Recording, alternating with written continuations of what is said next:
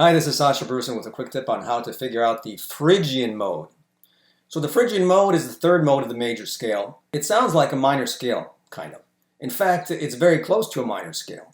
The only difference between a minor scale, a natural minor, that is, and a Phrygian mode is that the second note in the Phrygian mode is lower a half step compared to what it is in a minor. All you have to do is use whichever minor scale patterns that you already know and just modify them to convert them to Phrygian. So for example, I'm going to play A minor. To convert this to A Phrygian, all I have to do is lower the second note to this.